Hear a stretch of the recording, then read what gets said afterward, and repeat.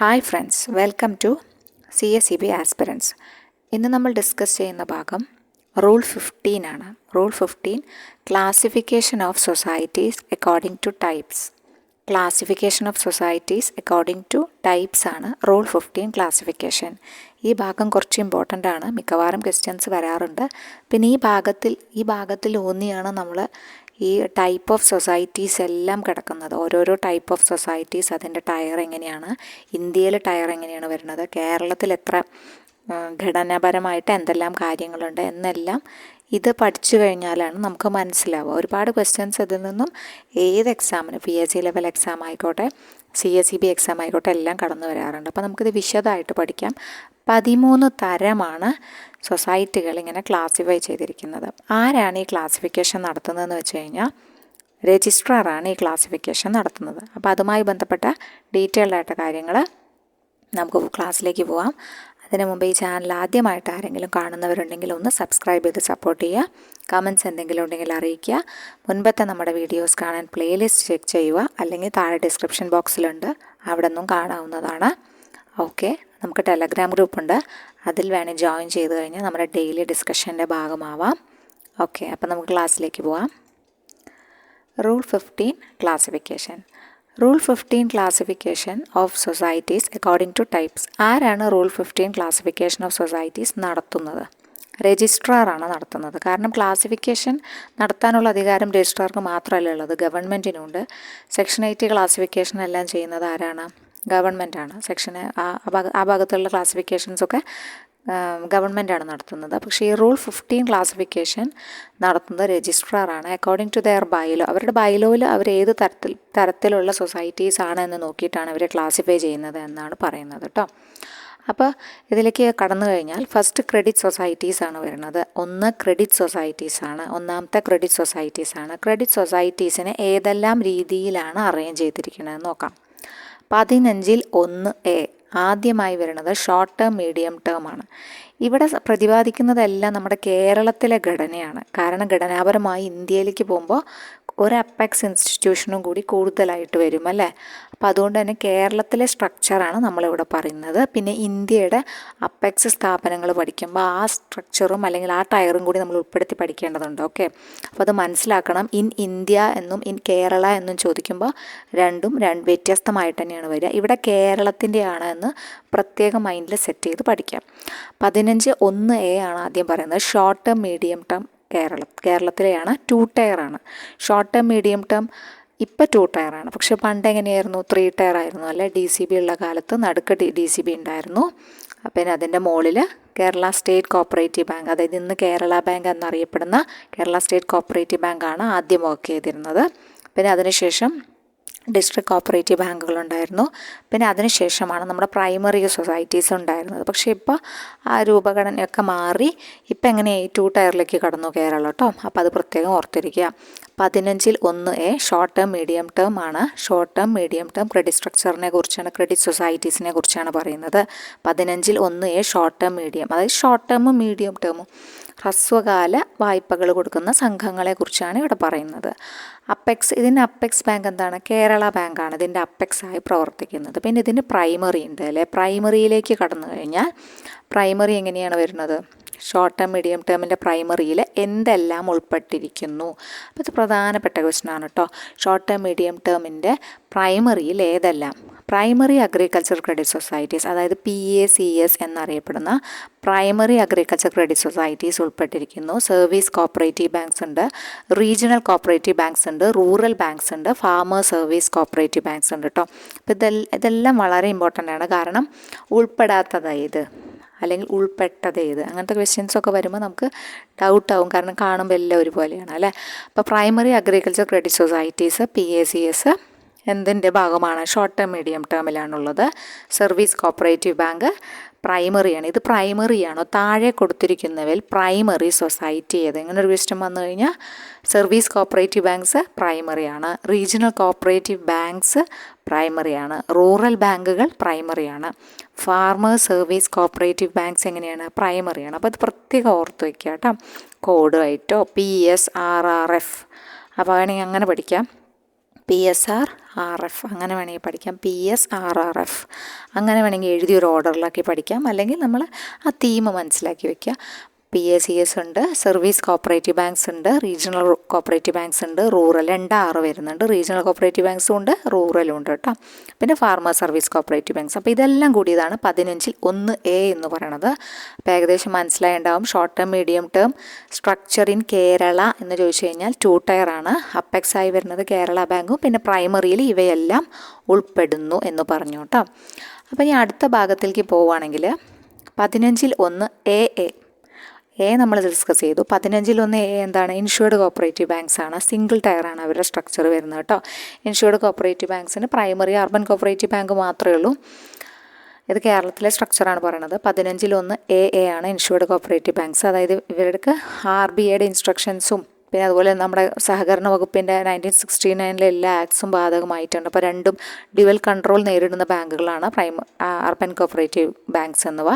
ഈ 15ൽ 1AA insured cooperative banks ആണ്. അതിൽ വരുന്നത് ആരാണ്? അർബൻ കോപ്പറേറ്റീവ്സ് ബാങ്ക്സ് ആണെന്ന് പ്രത്യേകം ഓർത്ത് വയ്ക്കുക കേട്ടോ. കാരണം അർബൻ കോപ്പറേറ്റീവ് ബാങ്കുകൾ എന്ന് പറയാം. കാരണം അർബൻ കോപ്പറേറ്റീവ് സൊസൈറ്റീസ് കുറച്ച് കഴിയുമ്പോൾ വരും. അപ്പോൾ നമുക്ക് ഡൗട്ട് വരാൻ പാടില്ല, അർബൻ കോപ്പറേറ്റീവ് ബാങ്കാണോ സൊസൈറ്റി ആണോ? ഇത് അർബൻ കോപ്പറേറ്റീവ് ബാങ്ക്. കാരണം ഇൻഷുർഡ് കോപ്പറേറ്റീവ് ബാങ്കാണ്. ഡെപ്പോസിറ്റിൻ്റെ ഒക്കെ ഇൻഷുറൻസും സംഭവങ്ങളും ഒക്കെ അതിലെല്ലാം ഉൾപ്പെട്ടതാണ്. RBIയുടെ ലൈസൻസോടുകൂടി പ്രവർത്തിക്കേണ്ടതാണ്. RBIയുടെ കൺട്രോൾ, ഡ്യുവൽ കൺട്രോൾ വരും എന്നൊക്കെ നമ്മൾ പിന്നെ അറിയുന്നതാവും അല്ലേ. അപ്പോൾ അതൊന്നും ജസ്റ്റ് മൈൻഡിലേക്ക് കൊണ്ടുവരാം. 15ൽ 1A ആരാണ്? ഇൻഷുർഡ് കോപ്പറേറ്റീവ് ബാങ്ക്സ് ആണെന്ന് ഓർത്ത് വയ്ക്കാം. അത് കഴിഞ്ഞാൽ പിന്നെ ലോങ് ടേമിലേക്ക് വരികയാണ്. 15ൽ 1B ലോങ് ടേം കൊടുക്കുന്നത്, ദീർഘകാല വായ്പകൾ കൊടുക്കുന്നത് ഏതെല്ലാമാണ്? അപ്പോൾ ദീർഘകാല വായ്പകൾ കൊടുക്കുന്നതിനും 2 ടയറാണ് കേരളത്തിൽ പ്രവർത്തിക്കുന്നത്. അപ്പെക്സ് ആയിട്ട് പ്രവർത്തിക്കുന്നത് ആരാണ്? നമ്മുടെ KS കാർഡ് ബാങ്ക് ആണ് അല്ലെ. Kerala state cooperative agricultural and rural development bank limited, KS card bank apex ലെവലിലും. പ്രൈമറിയിൽ primary cooperative agricultural and rural development bank P card ബാങ്കും പ്രൈമറിയിലും കേട്ടോ. അപ്പെക്സിൽ KS കാർഡ് ബാങ്കും പ്രൈമറിയിൽ P കാർഡ് ബാങ്കും. ഇതാണ് ലോങ് ടേം സ്ട്രക്ചറിൽ പ്രവർത്തിക്കുന്നത്. അതിൻ്റെ സെക്ഷൻ ഓർത്തിരിക്കണം. 15ൽ 1B ആണ് കേട്ടോ. അപ്പം കിട്ടിയിട്ടുണ്ടാവും. 15ൽ 1A എന്താണ്? 1A short term, medium term credit സ്ട്രക്ചറാണ്. അതിൻ്റെ അപ്പെക്സ് ആയിട്ട് വരുന്നത് കേരള ബാങ്കാണ്. പിന്നെ നമ്മൾ പറഞ്ഞിട്ടുണ്ട് പണ്ട് സെൻട്രൽ ഡിസ്ട്രിക്ട് കോപ്പറേറ്റീവ് ബാങ്ക് ഉണ്ട്. റൂളിൽ മാറ്റം വന്നിട്ടില്ല, എപ്പോഴും അതുപോലെ തന്നെയാണ് കിടക്കണേ. സെൻട്രൽ ഡിസ്ട്രിക്ട് കോപ്പറേറ്റീവ് ബാങ്കുകൾ എന്ന് പറഞ്ഞ് റൂളിൽ കിടക്കുന്നുണ്ട്. പക്ഷേ നമ്മുടെ ഇപ്പോൾ കേരളത്തിൽ പ്രവർത്തനം വരുന്നത് 2 ടയർ ആയിട്ടാണ് കേട്ടോ. പിന്നെ പ്രൈമറിയിൽ നമ്മൾ പറഞ്ഞു ഏതെല്ലാമാണ് ഉൾപ്പെടുന്നതെന്ന്. അത് കഴിഞ്ഞ് വന്ന AA 15ൽ 1AA വരുന്നത് ഇൻഷുർഡ് കോപ്പറേറ്റീവ് ബാങ്ക്സ് ആണ്. സിംഗിൾ ടയറിൽ പ്രവർത്തിക്കുന്നു. അർബൻ കോപ്പറേറ്റീവ് ബാങ്കാണ് അവയിൽ ഉൾപ്പെട്ടവ. 15ൽ 1Bയിലേക്ക് കടന്നാൽ അവിടെ ലോങ് ടേം ആണ്. അപ്പെക്സ് KS കാർഡ് ബാങ്കും പ്രൈമറി P കാർഡ് ബാങ്കാണെന്ന് ഓർത്തിരിക്കുക. പിന്നെ 15 1Cയിലേക്ക് വരികയാണ്. 15ൽ 1Cയിൽ other primary credit societies. Other primary credit societies ഏതെല്ലാമാണ് എന്ന് നോക്കാം. 1C അതർ പ്രൈമറിയാണ് കേട്ടോ. അപ്പോൾ അതർ പ്രൈമറിയിൽ ഉൾപ്പെട്ടത്, ഈ ക്വസ്റ്റ്യൻ നമ്മുടെ അടുത്ത എക്സാമുകളിലൊക്കെ കാണാറുണ്ട്. അഗ്രികൾച്ചറൽ ഇംപ്രൂവ്മെൻറ്റ് കോപ്പറേറ്റീവ് സൊസൈറ്റി ഏതിൽ പെട്ടിരിക്കുന്നു, ഇതിൽ ഉൾപ്പെട്ടതാണെന്നൊരു ക്വസ്റ്റ്യൻ ഞാൻ ഇപ്പോൾ അടുത്ത് കണ്ടിട്ടുണ്ട്. അപ്പോൾ അതുകൊണ്ട് തന്നെ നമ്മൾ ഓർത്തിരിക്കുക. 1 അർബൻ കോപ്പറേറ്റീവ് സൊസൈറ്റി. നമ്മൾ പറഞ്ഞല്ലോ അർബൻ കോപ്പറേറ്റീവ് ബാങ്ക് അവിടെ ഇൻഷുർഡിൽ AA വരുന്നതെന്ന് പറഞ്ഞു. ഇവിടെ അർബൻ കോപ്പറേറ്റീവ് സൊസൈറ്റീസ് ആണ് വരുന്നത്. 15ൽ 1C ആണ് കേട്ടോ. അതർ പ്രൈമറി ക്രെഡിറ്റ് സൊസൈറ്റീസ് വരുന്നത്. അതിലാണ് അർബൻ കോപ്പറേറ്റീവ് സൊസൈറ്റീസ് കൊടുത്തിട്ടുണ്ട്. അഗ്രികൾച്ചറൽ ഇംപ്രൂവ്മെൻറ്റ് കോപ്പറേറ്റീവ് സൊസൈറ്റീസ് ഉണ്ട്. എംപ്ലോയീസ് ക്രെഡിറ്റ് സൊസൈറ്റീസ് ഉണ്ട്. റൂറൽ കോപ്പറേറ്റീവ് സൊസൈറ്റീസ് ഉണ്ട്. റൂറൽ കോപ്പറേറ്റീവ് ബാങ്ക്സ് അല്ല, റൂറൽ കോപ്പറേറ്റീവ് സൊസൈറ്റീസ് ആണ്. അപ്പോൾ ഇതെല്ലാം പ്രധാനപ്പെട്ടതാണ്, ഓർത്ത് വയ്ക്കുക. ഒന്നുപോലും മറന്നു പോകരുത്. ഈ ഭാഗത്തുനിന്ന് 1/2 മാർക്കോ 1 മാർക്കോ അല്ല, ഒറ്റ മാർക്കും കളയാൻ പാടില്ല. വൃത്തിക്ക് പഠിച്ചാൽ കിട്ടാവുന്ന മേഖലയാണ്. 15 എല്ലാവരും നോട്ട്ബുക്ക് എടുത്ത് കറക്റ്റായിട്ട് നോട്ട് എഴുതി വയ്ക്കുക. ഇപ്പം നമ്മൾ വീഡിയോസ് കാണുമ്പോൾ നമ്മൾ വിചാരിക്കും ഇപ്പം എഴുതണ്ട പിന്നെ എഴുതാമെന്ന് വിചാരിക്കും. സമയം നമ്മൾ കണ്ടെത്തി നോട്ട്സ് പ്രിപ്പയർ ചെയ്ത് ഉണ്ടാക്കി വയ്ക്കുകയാണെങ്കിൽ നമുക്ക് ഇപ്പോഴത്തെ എക്സാം വരും, മാർച്ചിൽ വരും. അത് കഴിയുമ്പോൾ ഏപ്രിൽ അടുത്ത നോട്ടിഫിക്കേഷൻ വിളിക്കും. CSEBനെ സംബന്ധിച്ചിട്ടാണെങ്കിൽ ഇടയ്ക്കിടയ്ക്ക് എക്സാമുകൾ വരുന്നുണ്ട്. PSC ആണെങ്കിൽ കുറച്ച് ഗ്യാപ്പ് ഇട്ടിട്ടാണ് വരുന്നതെങ്കിലും അതും വളരെ നന്നായി പ്രിപ്പയർ ചെയ്താൽ കിട്ടാവുന്നത് തന്നെയാണ്. അപ്പോൾ അതുകൊണ്ട് തന്നെ എപ്പോഴും നോട്ട്സ് പക്കയാക്കി വയ്ക്കുക. നോട്ട്സ് ഉണ്ടാക്കി കറക്റ്റായിട്ട് നമ്മൾ സ്വരുക്കൂട്ടി വെക്കുക. അപ്പോൾ നമുക്കത് റിവൈസ് ചെയ്യാനും പഠിക്കാനും ഒക്കെ ഒരു ഇഷ്ടം ഉണ്ടാവും. എത്രയായാലും നമ്മുടെ നോട്ട്സ് മൊബൈലിൽ കിടന്നാലും സിസ്റ്റത്തിൽ കിടന്നിട്ടും കാര്യമില്ല. നമ്മുടെ കയ്യിൽ റിട്ടൺ നോട്ട് ഉണ്ടെങ്കിൽ അത് തന്നെയാണ് ഏറ്റവും നല്ലത് കേട്ടോ. നല്ല സോഴ്സ് അതാണ്. Okay, 15 C other primary credit societies ആണ്. 1 urban cooperative societies, 2 agricultural improvement cooperative societies, 3 employees credit societies, 4 rural cooperative societies. ഒന്നുകൂടി പറയാം, 15 C other primary credit societies ആണ്. 1 urban cooperative societies, 2 agricultural improvement cooperative societies, 3 employees credit societies, 4 rural cooperative societies. ഇവയെല്ലാം ഉൾപ്പെട്ടതാണ് 15 സിയിൽ പറഞ്ഞിട്ടുള്ളത് കേട്ടോ. അപ്പോൾ അതോടുകൂടി ആ ഭാഗം അവിടെ കഴിയുകയാണ്. ഇനി നമ്മൾ പോകുന്നത് 15 1 എ എന്ന് പറഞ്ഞു കൊടുക്കേണ്ടത്. 1 15 നമ്മൾ ഡിസ്കസ് ചെയ്തു. അത് കഴിഞ്ഞ് 15 സി വരെ നമ്മൾ പറഞ്ഞു അല്ലേ. അത് കഴിഞ്ഞിട്ട് 1 എ ആണ് ഹൗസിംഗ് സൊസൈറ്റീസിനെ കുറിച്ച് പറയുന്നത് കേട്ടോ. ഹൗസിംഗ് സൊസൈറ്റീസിനെ പറയുന്നത് 15 എ ആണ് ഹൗസിംഗ് സൊസൈറ്റീസ്. അപ്പോൾ ഹൗസിംഗ് സൊസൈറ്റീൻ്റെ അപ്പെക്സ് ഏതാണ്? ഹൗസ് ഫെഡ് ആണ് അല്ലേ. ഹൗസ് ഫെഡ് ആണ്, Kerala state cooperative housing federation ആണ് അവിടെ അപ്പെക്സ് ആയിട്ട് വരുന്നത്. ഓക്കെ, അത് കഴിഞ്ഞാൽ താഴെ അവിടെയും കേരളത്തിൽ 2 ടയർ തന്നെയാണ് കേട്ടോ. കേരളത്തിൽ 2 ടയറായിട്ടാണ് പ്രവർത്തിക്കുന്നത്. മുകളിൽ അപ്പെക്സ് നമ്മുടെ ഹൗസ് ഫെഡ് ഉണ്ട്, അതിന് താഴെ പ്രൈമറീസാണ്, പ്രൈമറി ഹൗസിംഗ് സൊസൈറ്റീസ് ആണുള്ളത്. ഈ പ്രൈമറി ഹൗസിംഗ് സൊസൈറ്റീസ് തന്നെ പല രീതിയിലുണ്ട് എന്നാണ് പറഞ്ഞത്. പ്രൈമറി ഹൗസിംഗ് സൊസൈറ്റീസ് പല തരത്തിലുണ്ട്. അപ്പോൾ ഒരു പ്രധാനപ്പെട്ട 5 ടൈപ്പുകളാണ് ഇവിടെ പ്രൈമറി ഹൗസിംഗ് പറയുന്നത് കേട്ടോ. അപ്പോൾ ഏതൊക്കെ തരത്തിലാണ് പ്രൈമറി ഹൗസിംഗ് സൊസൈറ്റീസ് പ്രവർത്തിക്കുന്നത് നോക്കാം. ഈ ഭാഗത്തുനിന്നും ഹൗസിംഗ് എന്നും ഫാമിംഗ് എന്നൊക്കെ ധാരാളം ക്വസ്റ്റ്യൻസ് വരാറുണ്ട്. അപ്പോൾ ആദ്യം നമുക്ക് ഇങ്ങനെ ജസ്റ്റ് റൂള് പഠിച്ചു പോയിട്ട് അതിന് ശേഷം നമുക്ക് ഓരോന്നും വിശദമായിട്ട് ഓരോന്നും പഠിക്കണം കേട്ടോ. 13 തരം അല്ല, അതിൽ കൂടുതൽ വരും. അപ്പോൾ ഇവിടെ 13 ഡിസ്ക്രൈബ് ചെയ്യുന്നത് കേട്ടോ. 15 1 എയിൽ ഹൗസിംഗ് സൊസൈറ്റീസ് ആണ്. അപ്പെക്സ് ആയി വരുന്നത് ഹൗസ് ഫെഡ് ആണ്. അതിൻ്റെ പ്രൈമറി ഹൗസിംഗ് സൊസൈറ്റീസ് ആണുള്ളത്. ആദ്യത്തെ പറയുന്ന പ്രൈമറി ഹൗസിംഗ് സൊസൈറ്റീസ് എന്താണെന്ന് വെച്ചാൽ കോപ്പറേറ്റീവ് ബിൽഡിംഗ് സൊസൈറ്റീസ് ആണ് കേട്ടോ. Cooperative building societies. അപ്പോൾ എന്താണ് കോപ്പറേറ്റീവ് ബിൽഡിംഗ് സൊസൈറ്റീസ് നോക്കാം.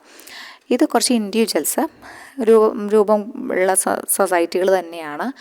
അവർ ലാൻഡ് ഓൺ ചെയ്യുന്ന ആൾക്കാർ, സ്വന്തമായി ഭൂമിയുള്ള ആൾക്കാരാണ് ഇതിനെ സമീപിക്കുക. കോപ്പറേറ്റീവ് ബിൽഡിംഗ് സൊസൈറ്റീസിനെ സമീപിക്കുക സ്വന്തമായി ഭൂമിയുള്ള ആൾക്കാരാണ്. അതായത് ഇപ്പം നമ്മൾ നടക്കുന്നത്, ഇപ്പോൾ ഒരാളുടെ കയ്യിൽ 5 സെൻറ്റ് സ്ഥലമുണ്ട്, അയാൾക്ക് വീട് വെക്കാൻ കാശില്ല.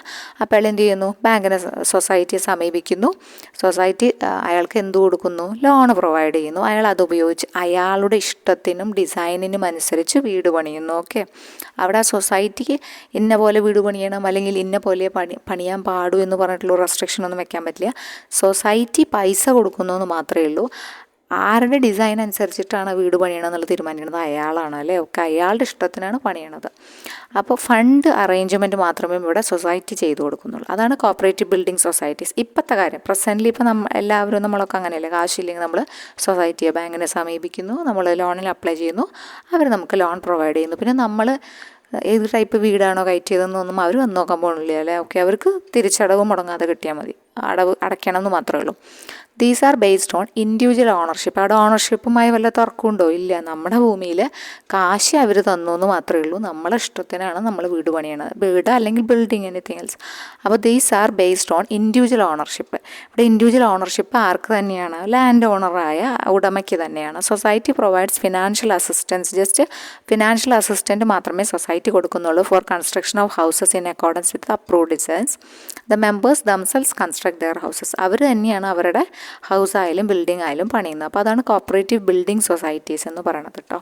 അത് ക്ലിയർ ചെയ്ത് പോകണം, അല്ലെങ്കിൽ നമുക്ക് എല്ലാം ഒരുപോലെ ആയ കാരണം ചിലപ്പോൾ ഇത്തിരി ഒരു കൺഫ്യൂഷൻ വരാൻ സാധ്യതയുണ്ട്. അപ്പോൾ അതുകൊണ്ട് തന്നെ ആശയം എന്താണെന്ന് മനസ്സിലാക്കി പോവുക, കാണാതെ പഠിക്കേണ്ട കാര്യമില്ല. അപ്പോൾ ഇവിടെയാണ് ബിൽഡിംഗ് സൊസൈറ്റീസിൽ എന്തുണ്ട്? ഇവർക്ക് സ്വന്തമായിട്ട് ലാൻഡ് ഉണ്ട്. ഓക്കെ, സൊസൈറ്റിയുടെ ലാൻഡൊന്നുമല്ല, വ്യക്തിയുടെ ലാൻഡിലാണ്.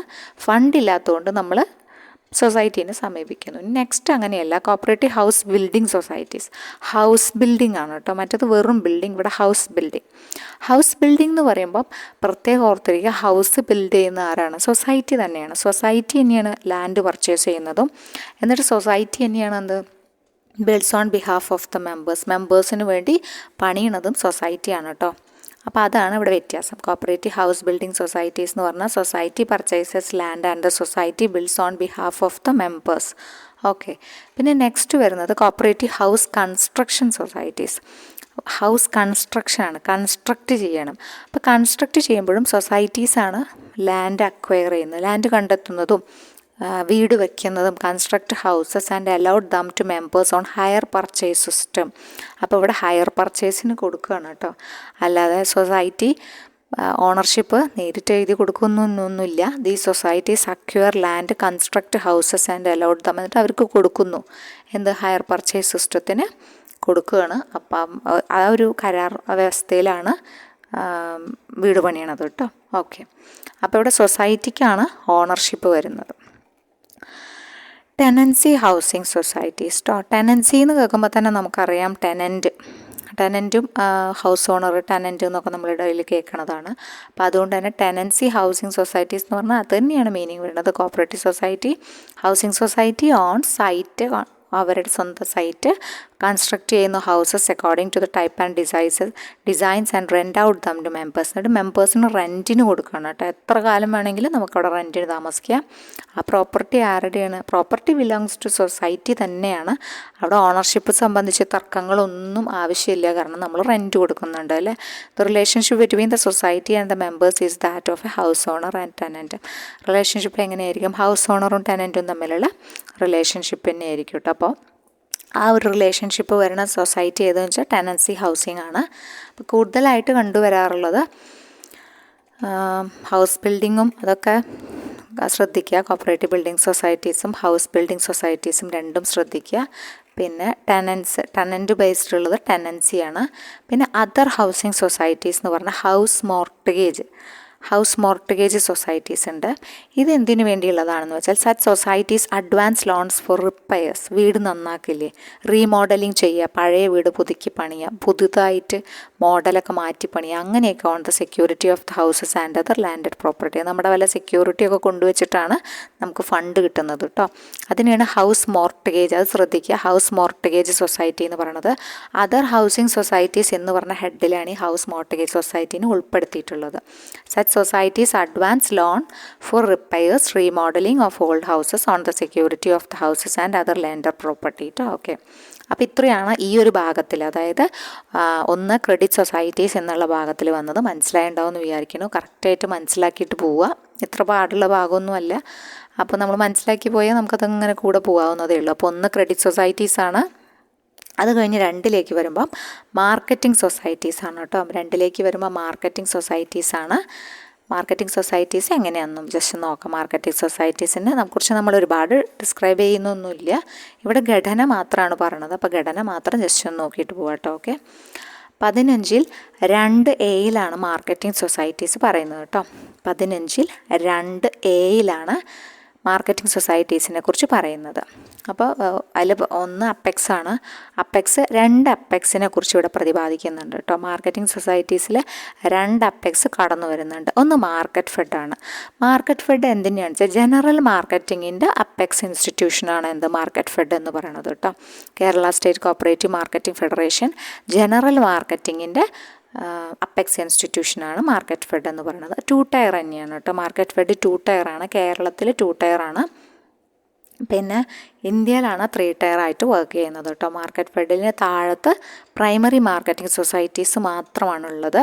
പക്ഷേ ഫെഡറൽ ഉണ്ട് കേട്ടോ. കാരണം ലോ പ്രകാരം ഫെഡറൽ ഉണ്ട്. ഇവിടെ കൊടുത്തിട്ടുണ്ടോ, അപ്പെക്സ് 2 പറഞ്ഞു, മാർക്കറ്റ് ഫെഡും റബ്ബർ മാർക്കും. മാർക്കറ്റ് ഫെഡ് ജനറൽ മാർക്കറ്റിങ്ങിലും റബ്ബർ മാർക്ക് സ്പെഷ്യൽ മാർക്കറ്റിംഗ് കാറ്റഗറിയിലുമാണ് വരുന്നത്. റബ്ബർ മാർക്കിന് 2 ടയർ തന്നെയാണ് കേട്ടോ. റബ്ബർ മാർക്കിന് താഴെ കുറേ പ്രൈമറി സൊസൈറ്റീസ് ഉണ്ട്. Kerala state cooperative rubber marketing federation എന്നാണ് ഫുൾ ഫോം വരുന്നത്. അത് ഓർത്തിരിക്കുക. പിന്നെ അത് കഴിഞ്ഞ് മാർക്കറ്റ് ഫെഡും റബ്ബർ മാർക്കും മുകളിൽ അപ്പെക്സ് ആയിട്ട് നിലകൊള്ളുന്നു. 2 ടൈപ്പ്, അതായത് ജനറൽ മാർക്കറ്റിങ്ങിലും സ്പെഷ്യൽ മാർക്കറ്റിങ്ങിലും ഇങ്ങനെ നിൽക്കുകയാണ്. ഓക്കെ. അതിന് താഴത്ത് ഫെഡറൽ ആവാം. അതായത് all cooperative marketing societies having more than 1 district. ഒന്നിൽ കൂടുതൽ ഡിസ്ട്രിക്റ്റ് ഏരിയ ഓഫ് ഓപ്പറേഷൻസ് ഉള്ള മാർക്കറ്റിംഗ് സൊസൈറ്റീസ് ഉണ്ടെങ്കിൽ അതിനെ ഫെഡറലായി പരിഗണിക്കാവുന്നതാണ്. നമ്മുടെ ആ സിസ്റ്റം ഇല്ല, നമ്മുടെ കേരളത്തിൽ അങ്ങനെ ഇല്ലാത്തത് കാരണമാണ് നമ്മൾ 2 ടയർ എന്ന് പറയുന്നത് കേട്ടോ. ലോ പ്രകാരം ഫെഡറൽ ഉണ്ട് എന്ന് ഓർത്തു വയ്ക്കുക. പിന്നെ ഇവിടെ primary all marketing cooperatives at primary level. മറ്റ് മാർക്കറ്റിംഗ് സൊസൈറ്റീസ് പ്രൈമറിയിൽ വർക്ക് ചെയ്യുന്നു എന്ന് ഓർത്തിരിക്കുക. All cooperative marketing societies at primary level എന്ന് ഓർത്തിരിക്കുക. ഓക്കെ, അത്രയാണ് ഇപ്പോൾ നമ്മൾ ജസ്റ്റ് ഉൾക്കൊള്ളിച്ചിട്ടുള്ളത്. ഇനി പ്രോസസ്സിംഗ് സൊസൈറ്റീസ് ഉണ്ട് കേട്ടോ. പ്രോസസ്സിംഗ് സൊസൈറ്റീസ് ഉണ്ട്, ആഗ്രോ ഇൻഡസ്ട്രിയൽ ഉണ്ട്, കൺസ്യൂമർ ഉണ്ട്. അപ്പോൾ ഈ ഭാഗങ്ങളൊക്കെ വളരെ ഇമ്പോർട്ടൻ്റ് തന്നെയാണ്. അപ്പോൾ അത് മുഴുവൻ നമുക്ക് പഠിച്ചെടുക്കാവുന്നത് തന്നെയുള്ളൂ. അപ്പോൾ അടുത്ത ക്ലാസ്സിൽ നമുക്ക് ബാക്കി ഡിസ്കസ് ചെയ്യാം. അപ്പോൾ ഇതുവരെ ഉള്ളത് ഒന്ന് ജസ്റ്റ് നോക്കാം. ക്രെഡിറ്റ് സൊസൈറ്റീസിൽ ഒന്ന് എ വരുന്നത് ഷോർട്ട് ടേം മീഡിയം ടേം ആണ്. Short term medium term 2 tier തന്നെയാണ്. 15ൽ 1 എ ഓർത്തിരിക്കുക. അതിൽ നമ്മുടെ കേരള ബാങ്കും പിന്നെ പ്രൈമറിയും വരും.